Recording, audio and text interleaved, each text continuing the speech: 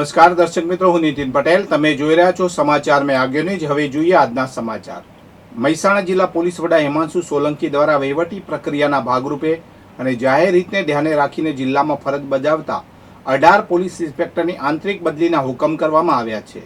આ મોટા ફેરફારને પગલે જિલ્લાના પોલીસ બેડામાં ભારે ચર્ચાઓ જાગી છે. જિલ્લા પોલીસ અધિક્ષક દ્વારા કરવામાં આવેલા આદેશમાં મુખ્યત્વે લીવ રિઝર્વમાં રહેલા અને નવા આવેલા અધિકારીઓને મહત્વની જવાબદારીઓ સોંપવામાં આવી છે. વિગતો મુજબ કુલ 18 અધિકારીઓમાંથી 13 પોલીસ ઇન્સ્પેક્ટરો જેઓ અત્યાર સુધી લીવ રિઝર્વમાં હતા તેમને અલગ અલગ પોલીસ મથકોમાં નવા પોસ્ટિંગ આપવામાં આવ્યા છે. આ ઉપરાંત જિલ્લામાં અગાઉથી કાર્યરત એવા અન્ય 5 પોલીસ ઇન્સ્પેક્ટરોની પણ તેમની વર્તમાન ફરજ પરથી બદલી કરીને અન્ય જગ્યાએ નિમણૂક કરવામાં આવી છે. લાંબા સમય બાદ એકસાથે આટલી મોટી સંખ્યામાં થયેલી બદલીઓને કારણે પોલીસ તંત્રમાં નવીનતા આવશે અને કાયદો વ્યવસ્થાની સ્થિતિ વધુ સુદૃઢ બનશે તેવી અપેક્ષાઓ રાખવામાં આવી રહી છે. તમામ બદલી થયેલા અધિકારીઓને તાત્કાલિક અસરથી સોંપાયેલા નવા પોલીસ મથકોમાં હાજર થવા સૂચના આપવામાં આવી છે. ખેરાલુ તાલુકાના ડભોડા ગામની સીમમાં રસ્તાના મામલે પડોશીઓ વચ્ચે થયેલી તકરાર હિંસક વળાંક લેતા સમગ્ર પંથકમાં સન્નાટો વ્યાપી ગયો છે. સામાન્ય બોલાચાલીમાં ઉશ્કેરેલા શખ્સોએ સમજાવવા ગયેલી મહિલાઓ પર ધારિયા અને ગળદાપાટુ વડે જીવલેણ હુમલો કર્યો હતો.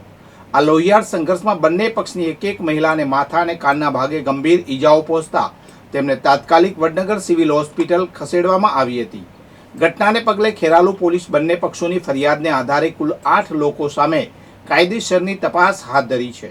મહેસાણાના પિલવાઈ ખાતે રહેતા રવિભાઈ દેવી પૂજકનો પરિવાર મહેસાણાના રામનગર ખાતે રહેતા તેમના ભાઈના ઘરે રોકાવા માટે આવ્યો હતો.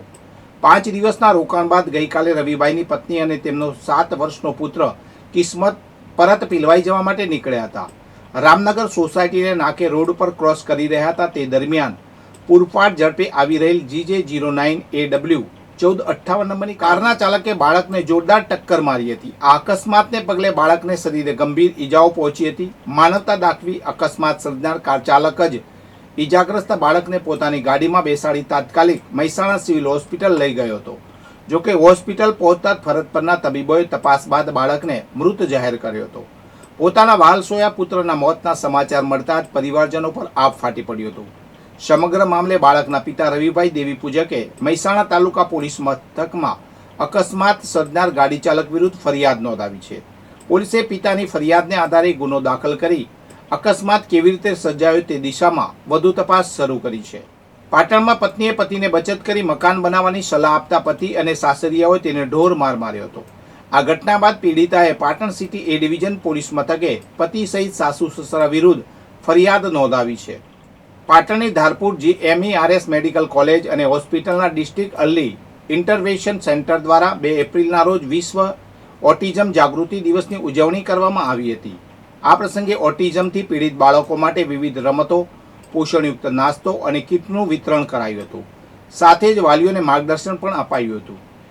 NHM અંતર્ગત કાર્યરત DEIC વિભાગમાંથી 0.18 વર્ષના બાળકોની સારવાર કરવામાં આવે છે. આ ઉજવણીમાં આરોગ્ય ક્ષેત્રના અગ્રણીઓ, તબીબો, ઓટિઝમ પીડિત બાળકો અને તેમના વાલીઓ ઉપસ્થિત રહ્યા હતા. સાબરકાંઠા જિલ્લાના હિંમતનગર કોટન માર્કેટયાર્ડમાં તમાકુની ખરીદી શરૂ થઈ ગઈ છે.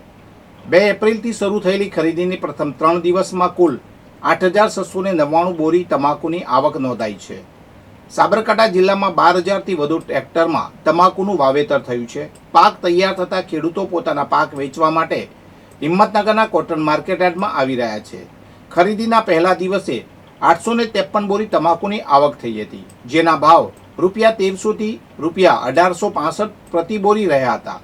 બીજા દિવસે ભાવમાં વધારો જોવા મળ્યો હતો, જેમાં ₹1,300થી ₹2,100 સુધીના ભાવ બોલાયા હતા અને 2,418 બોરી તમાકુની આવક થઈ હતી. બનાસકાંઠા જિલ્લાના અમીરગઢ તાલુકામાં ઇકબાલગઢ ખારા માર્ગ પર આવેલા બનાસ નદીના પુલના મજબૂતીકરણ અને મરામતની કામગીરી શરૂ થઈ છે. આ કારણે આગામી 62 દિવસ માટે પુલ પર વાહન વ્યવહાર સંપૂર્ણપણે બંધ રહેશે. જોકે વાહન ચાલકોની સુવિધા માટે વિરેશ્વર નદીમાંથી યુદ્ધના ધોરણે વૈકલ્પિક માર્ગ તૈયાર કરવામાં આવી રહ્યો છે. માર્ગ અને મકાન વિભાગ દ્વારા કરાયેલા રૂટીન ઇન્સ્પેક્શનમાં પુલમાં મરામતની આવશ્યકતા જણાતા સરકારે આ કાર્ય માટે ₹474 લાખની વહીવટી મંજૂરી આપી છે. હાલમાં પુલના બેરિંગ રિપ્લેસમેન્ટ અને એક્સપાન્સ જોઇન્ટની કામગીરી ચાલી રહી છે. મુસાફરોની સુરક્ષાને ધ્યાનમાં રાખીને બનાસકાંઠા જિલ્લા મેજિસ્ટ્રેટ દ્વારા આ માર્ગ પર વાહન વ્યવહાર પ્રતિબંધિત કરાયો છે. વધુ સમાચાર માટે જોતા રહો સમાચાર મેં આગ્યો ન્યૂઝ. નમસ્કાર.